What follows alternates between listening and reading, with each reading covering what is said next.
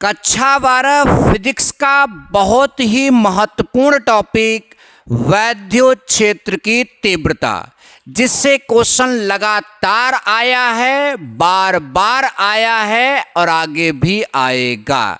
तो बच्चों, आज के इस वीडियो में हम पढ़ने वाले हैं वैद्युत क्षेत्र की तीव्रता। ये परिभाषा है, उसकी पूरी जानकारी यहाँ पर पढ़ाई जाएगी आप सभी को। और बच्चों, एक छोटा सा डेरिवेशन करेंगे एकल बिंदु आवेश के कारण वैद्युत क्षेत्र की तीव्रता। हमने क्या बोला बच्चों? एकल बिंदु आवेश के कारण वैद्युत क्षेत्र की तीव्रता।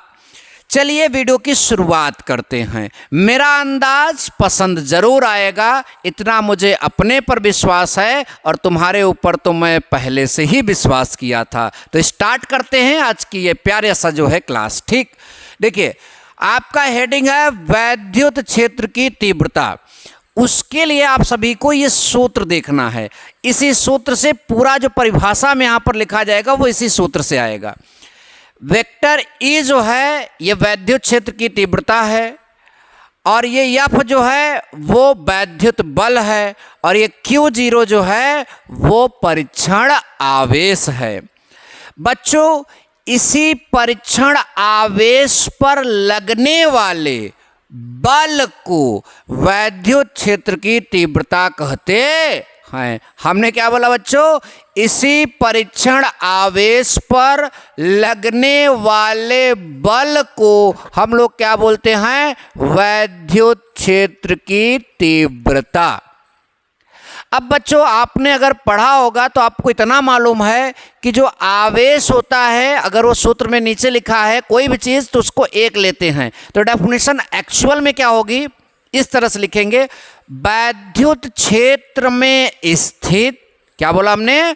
वैद्युत क्षेत्र में स्थित, फिर से सुनिए, वैद्युत क्षेत्र में स्थित एकांक परीक्षण आवेश पर, एकांक परीक्षण आवेश पर कार्यरत वैद्युत बल को, वैद्युत क्षेत्र में स्थित एकांक परीक्षण आवेश पर कार्यरत वैद्युत बल को वैद्युत क्षेत्र की तीव्रता कहते हैं। क्या कहते हैं? वैद्युत क्षेत्र की तीव्रता कहते हैं। लिख देते हैं परिभाषा। तो परिभाषा हम लोगों की क्या है? ध्यान से देखिएगा। वैद्युत क्षेत्र में, वैद्युत क्षेत्र में स्थित एकांक परीक्षण आवेश पर क्या कार्यरत, मतलब कार्य करने वाला, कार्यरत वैद्युत बल क्या कहलाती है? वैद्युत क्षेत्र की तीव्रता कहलाती है, कहलाती है। तो एक बार अगेन रिपीट करते हैं बच्चों कि वैद्युत क्षेत्र में वैद्युत क्षेत्र में स्थित एकांक परीक्षण आवेश पर कार्यरत वैद्युत बल क्या कहलाती है? वैद्युत क्षेत्र की तीव्रता कहलाती है। बच्चों, इतना लिखने के बाद आप लिखना जहां ई क्या है? वैद्युत क्षेत्र की तीव्रता, अपने से लिख लेना। वेक्टर एफ क्या है? वैद्युत बल। Q0 क्या है? परीक्षण आवेश। बात समझ में आया? यस गुरुजी। अब हम लोग आगे समझेंगे इसका मात्रक। तो बच्चों, इसका मात्रक ध्यान से देखो।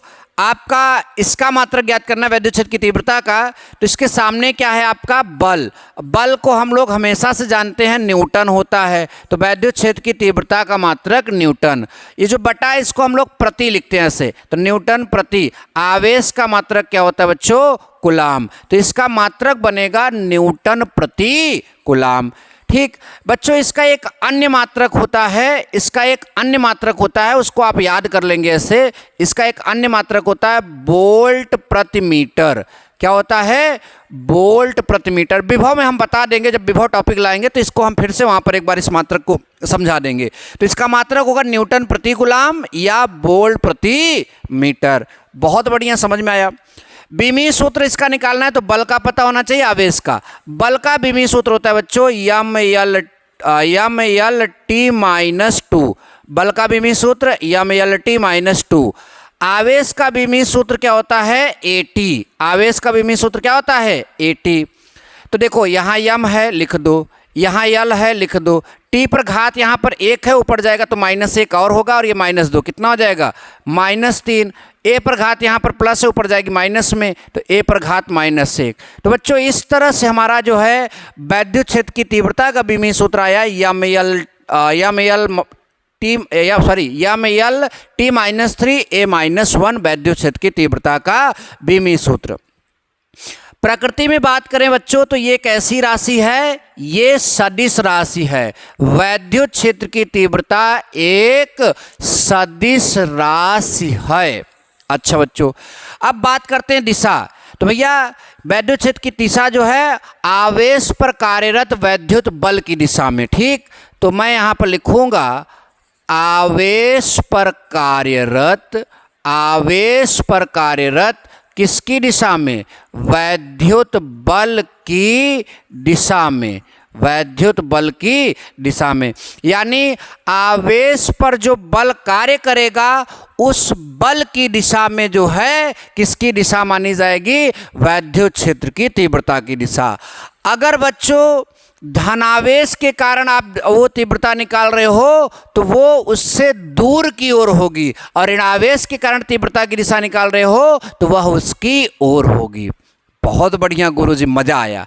अच्छा ठीक है, मज़ा आया, तभी बहुत बाकी भी है। एक बार इसको रिवीजन कराते हैं, अब फिर अभी सेकेंड पार्ट जो डेरिवेशन का है उसको ही पढ़ते हैं। वो एक फिल्म में आया था ना, काम्बो, दोनों का combo, by one get one free. तो रीड वन और गेट वन फ्री, इसको पढ़ो, इसको फ्री में ले जाओ। अच्छा बहुत बढ़िया, स्टार्ट करते हैं एक बार फिर से।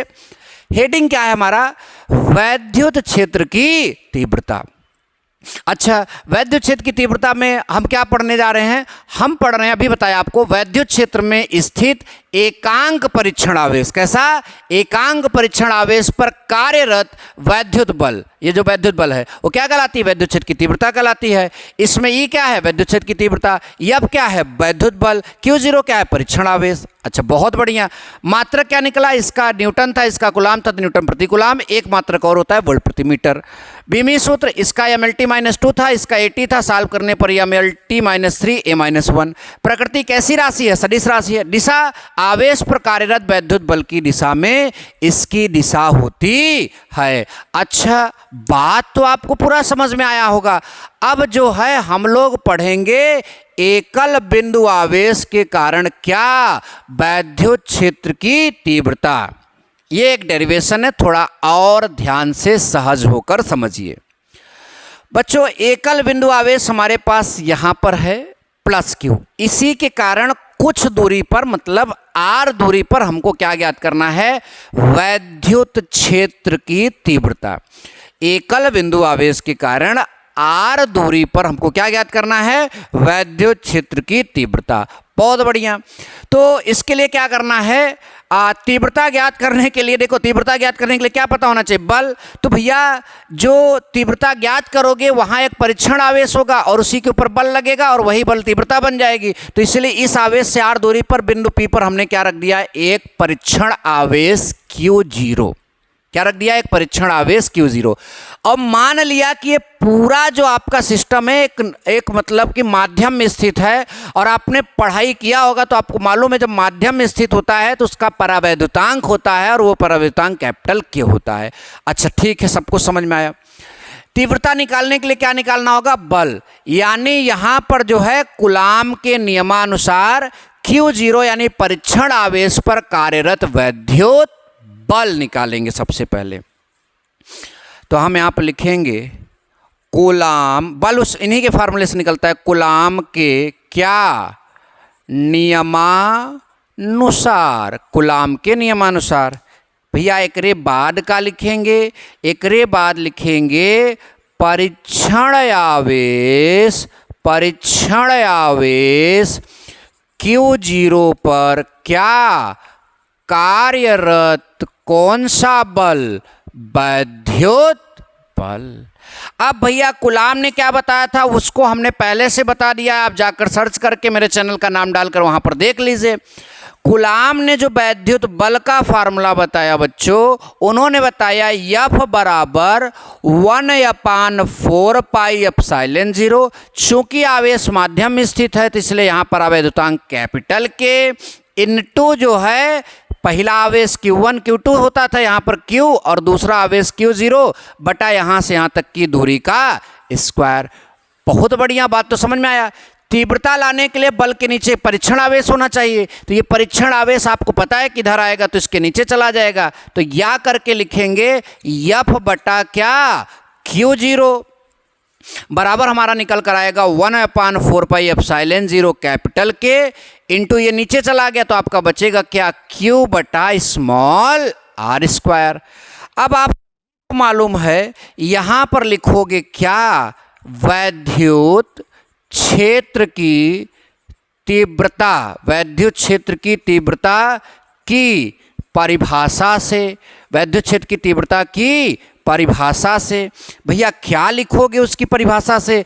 अब भैया आपको बताया गया क्या परिभाषा है, E बराबर F बटा Q0। यहाँ पर देखो E बराबर क्या है, F बटा Q0। ये बना समीकरण नंबर 1, ये बना समीकरण नंबर 2। तो अब आप क्या करेंगे, अब आप एक छोटा सा काम करेंगे, लिखेंगे समीकरण 1 एवं समीकरण 2 से। क्या लिखेंगे, समीकरण 1 एवं समीकरण 2 से।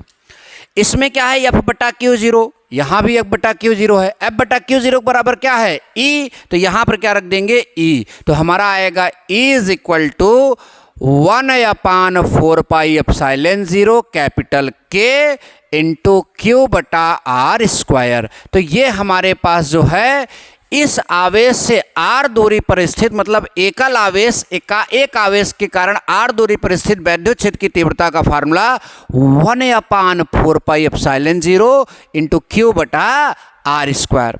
आप सभी ने पढ़ा होगा वायु या निर्वात के लिए K बराबर क्या होता है, 1। अगर वायु और निर्वात के लिए K बराबर 1 है तो E बराबर आ जाएगा आपका 1/4πε0, इसका मान 1 हो गया, इंटू Q बटा क्या हो जाएगा आपका R स्क्वायर। तो इस तरह से ये डेरिवेशन भी आप सभी का हो गया। मैं एक बार रिपीट करता हूँ। देखिए हेडिंग है एकल बिंदु आवेश के कारण वैद्युत क्षेत्र की तीव्रता। तो एकल बिंदु आवेश हमने ले लिया, लेकिन आपको पता है जब वैद्युत क्षेत्र की तीव्रता निकालेंगे तो उस आवेश के कारण जो क्षेत्र उत्पन्न हुआ है उसमें एक परीक्षण आवेश होना चाहिए। तो इसने r दूरी पर एक परीक्षण आवेश बिंदु P पर हमने ले लिया। और माना ये पूरा आवेश जो है एक मतलब माध्यम में स्थित है, ठीक। तो तीव्रता निकालने के लिए बल चाहिए, तो वहां से हम शुरुआत करते हैं। बल किसके नियम से आता है, कूलाम के नियम से। तो हमने लिखा कूलाम के नियमानुसार परीक्षण आवेश Q0 पर कार्यरत वैद्युत बल क्या होता है, F बराबर 1/4πε0 इंटू Q0 बटा R स्क्वायर। Q0 को हमने इसके नीचे कर दिया तो बचा आपका 1/4πε0 इंटू Q बटा R स्क्वायर, समीकरण नंबर 1। वैद्युत क्षेत्र की तीव्रता की परिभाषा से हमको पता है, इसकी परिभाषा से हम जानते हैं, अभी अभी वहाँ लिखा गया है E बराबर F बटा Q0। इसको समीकरण नंबर 2। समीकरण 1 और 2 से जब हम चलते हैं तो 1 में F बटा Q0 है, 2 में भी F बटा Q0 है। F बटा Q0 की जगह क्या है E, तो 1 में जो है क्या रख देंगे वहाँ पर E, तो आपको ये मिल जाएगा। वायु निर्वात के लिए K का मान 1 होता है, तो फाइनली आपका फार्मूला मिलेगा E is equal to 1/4πε0 into Q बटा R स्क्वायर। आई होप कि आप सभी को ये टॉपिक समझ में आया। फिजिक्स के अन्य किसी भी टॉपिक में जिसमें आप परेशान होते हैं आप वीडियो में कमेंट करिए। ऐसा वीडियो बनाएंगे कि डाउट नाम की चीज़ नहीं रहेगी, डाउट अपने घर पे जाए, क्लियर तुम्हारा कंसेप्ट हो जाए। अरे भैया डाउट अपने घर पर जाए, क्लियर तुम्हारा कंसेप्ट हो जाए, इससे बढ़िया तुम्हें क्या चाहे, ठीक। तो मिलेंगे नेक्स्ट वीडियो में। Thank you so much. जय हिंद, वंदे मातरम।